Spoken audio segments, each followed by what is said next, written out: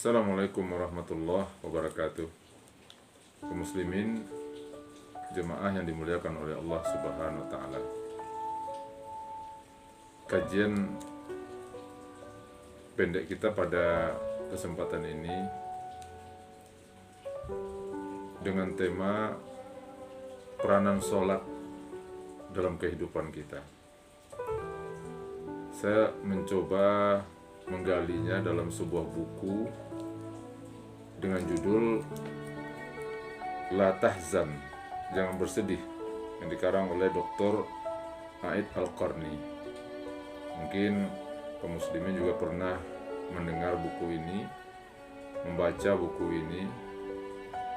Konon buku ini sangat laris ketika buku ini diedarkan pada kaum muslimin. Baik kaum muslimin, di dalam buku ini pengarang buku Dr. A'id Al-Qarni mengatakan sholat itu berfungsi untuk membersihkan, menguatkan, melapangkan, menyegarkan, dan memberikan kenikmatan kepada hati. Jadi terlihat bahwa fungsi sholat itu yang pertama adalah sasarannya kepada hati, membuat hati menjadi bersih, membuat hati menjadi segar, membuat hati menjadi lapang. Nah, lebih lanjut dia mengatakan pada waktu sholat umpamanya, pada saat kita melaksanakan sholat, itu terdapat hubungan langsung antara hati dan ruh. Di satu sisi dan Allah di sisi yang lain.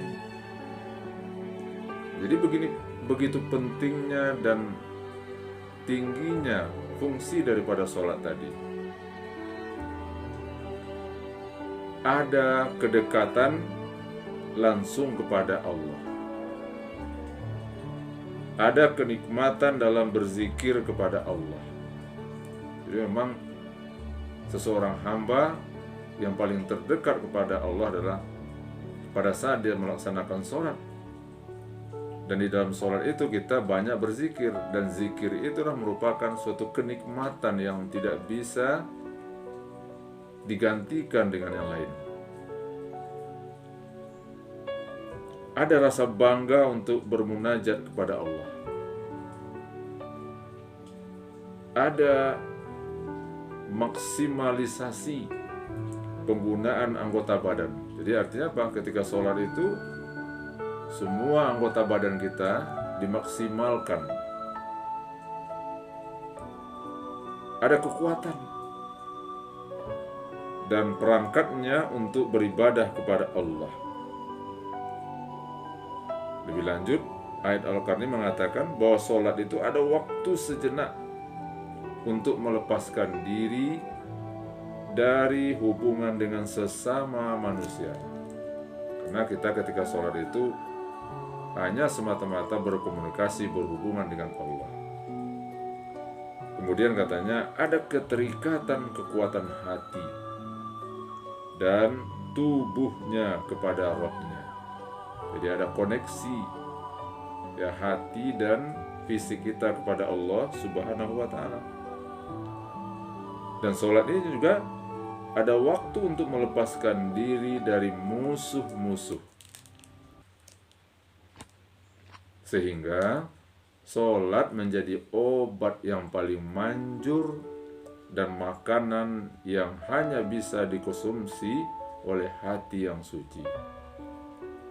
Nah sebaliknya, hati yang sakit tak ubahnya bagaikan badan, hanya bisa menerima hal-hal materi yang bisa disantap saja. Muslimin yang dimuliakan oleh Allah, sholat adalah jalan terbesar untuk memperoleh kemaslahatan dunia dan akhirat. Jadi jalan yang paling utama untuk memperoleh kemaslahatan dunia dan akhirat adalah dengan sholat. Sholat bisa mencegah dari tindakan-tindakan dosa, menghalangi tumbuhnya penyakit hati. Bayangkan, dengan sholat itu akan memadamkan dan mematikan penyakit-penyakit hati. Sholat juga mengusir penyakit dan sekaligus mencegah kerusakan dunia dan akhirat seseorang. Muslimin, sholat mencegah manusia untuk melakukan perbuatan dosa dan menjadi obat bagi penyakit-penyakit hati. Membuat wajah ceria tampak lebih bersinar. Membuat anggota tubuh dan ruh segar serta penuh dengan vitalitas. Sholat akan banyak mendatangkan rezeki, mencegah kezaliman, menolong orang-orang yang dizalimi. Sholat juga mencegah gempuran syahwat, mampu menjaga nikmat. Sholat juga mengusir bencana. Bahkan sholat juga akan mendatangkan rezeki. Sholat akan mendatangkan rahmat dan menyibak mendung kesuntukan dan musibah. Inilah kaum muslimin, bagaimana peranan sholat dalam kehidupan. Itulah sebabnya Allah Subhanahu wa Ta'ala mengingatkan kepada kita agar kita senantiasa mendirikan sholat, agar kita tidak boleh meninggalkan sholat, menyia-nyiakan sholat. Aqimus shalah, dirikan sholat, kata Allah. Di dalam hadis apalagi Nabi mengatakan as-sholatu imaduddin, sholat itulah tiang agama. Faman aqamaha faqad aqamaddin, barang siapa yang mendirikan sholat berarti dia mendirikan agama. Wa man tarakaha faqad hadamaddin, barang siapa yang meninggalkan sholat dialah orang-orang yang meruntuhkan agama. Semoga Allah Subhanahu wa Ta'ala memberikan kepada kita kekuatan iman, kepada keluarga kita, pada masyarakat kita, untuk senantiasa menjaga dan mendirikan sholat dalam kehidupan. Semoga bermanfaat. Wabillahi taufiq wal hidayah. Assalamualaikum warahmatullahi wabarakatuh.